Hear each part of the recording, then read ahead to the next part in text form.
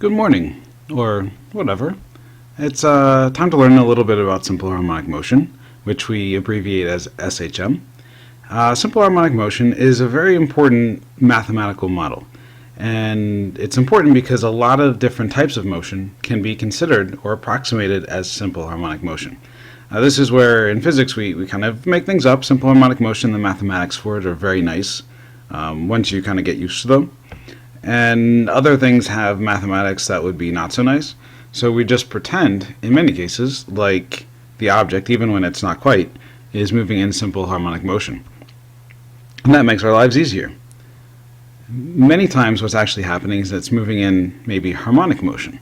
Harmonic motion is less simple than simple harmonic motion. We'll talk about it a little bit briefly, maybe at the end of this lecture or in the beginning of the second shorter video. But for the most part, we'll stick with simple harmonic motion. The simplest case of that would be a spring mass system, which I'll show you here. So we've got this spring oscillating up and down, and this is undergoing simple harmonic motion, almost precisely, especially if it's a simulation-based spring mass system.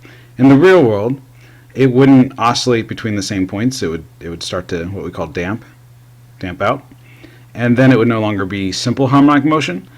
But as long as it doesn't happen too quickly that it diminishes its amplitude, we would still approximate it as simple harmonic motion.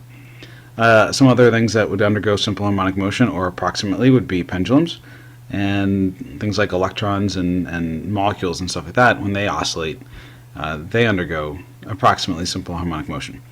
So you might be thinking, yep, I get this whole idea that the mass is oscillating up and down, and you can probably see that it slows down towards the bottom and it slows down again towards the top and speeds up kind of in the middle.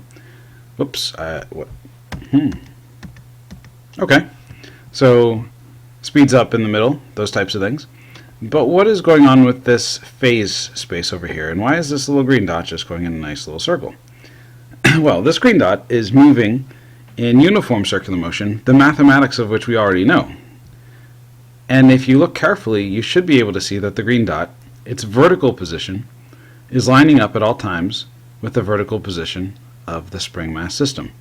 And this is the beauty of simple harmonic motion. We take a motion that in some cases will be fairly simple, like that of a spring moving in a straight line, or in other cases a little bit more complex, like a pendulum swinging back and forth, and we basically map it onto a uniform circular path with an object moving in uniform circular motion.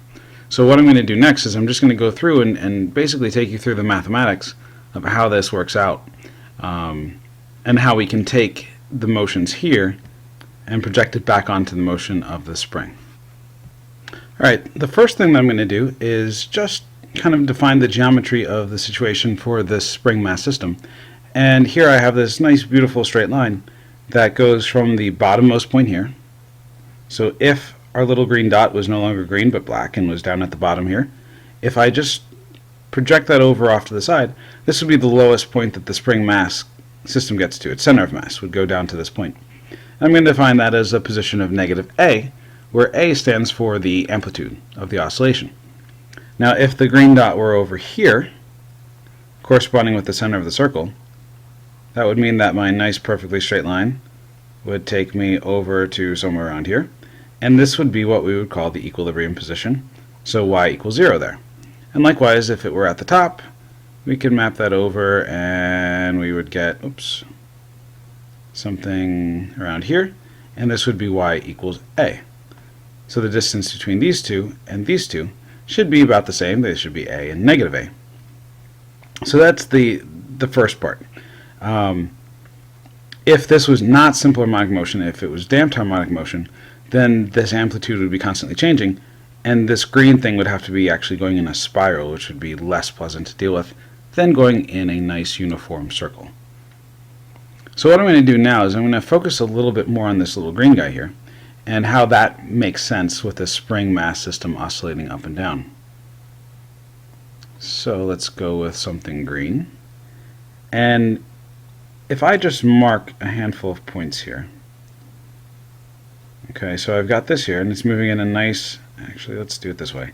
So it's moving in this nice straight line, right? It's got this velocity And I'm doing not a great job of drawing the line. This one should be a little bit more horizontal.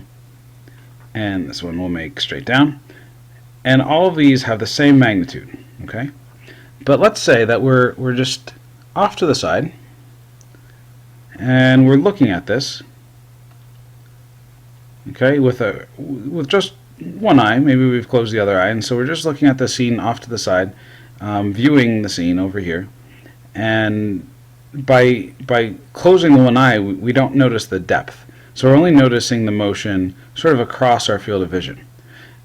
And from our eye's perspective, then, we only notice, in essence, the vertical component. And I've just realized, can you see the eye that I drew? No, you can't. You can't see the eye that I drew. So here's the eye. This is how we draw eyes in physics, by the way. It's very sophisticated. And so what I'm doing is, if this eye was actually like way over here, off to the side, far away, and we only had the one eye viewing it, we would only notice the vertical components of the motions. So we have Vy here would just equal the overall velocity, because it's completely moving across our field of vision. If I look down here, Vy, that should be V, Vy would equal 0, because it's not moving at all across our field of vision. And if we look at any point in between, we're going to get some component that's vertical, and as we get closer to the bottom, that component that's vertical gets less and less and less. And so it turns out that we could actually describe this if I define an angle. Let's call this angle here, I don't know, theta. So we'll call this angle theta. What we could do is we could actually describe the vertical component of the velocity as V naught sine, as V naught sine theta. And if I want to be very particular, in this case it would be negative V naught sine theta, because it's going down. So this would also be negative, and so on. But that's the basic premise. We could actually then, if we go back, this would have an angle of 0, let's say. And so when I'm sorry, does that make sense? I guess that's how it'll have to work out. This is going to have an angle of 90 degrees, actually. So this would have an angle of 90 degrees, which is why if we do the sine of 90 degrees, we would get the maximum amount. And down here, if I did V naught sine theta, where theta equals 180 degrees, also known as pi, we would find that we get 0. So that's how the velocities work out. And we can also play a similar game with the positions.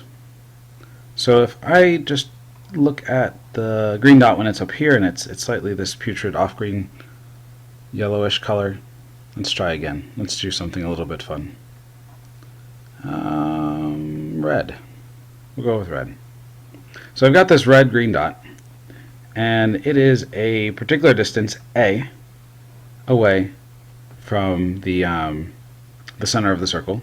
So that's also r, and that matches up with our maximum amplitude here.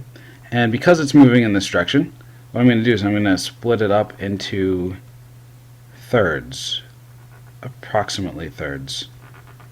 Okay? So this will be theta. So I'm going to measure theta always from this point, which is how I got this to be 90 degrees and this to be 180 degrees. And so this would be 30 and 60, and then we'd have 90 degrees down to there. And what I want to do is I want to define the position at each of these points. So this would correspond to y equals a. That's an a. This would correspond to y equals something not quite a, but it would actually be a times the cosine of theta. Because if we go back up here, if I have a times the cosine of 0, I would just get a.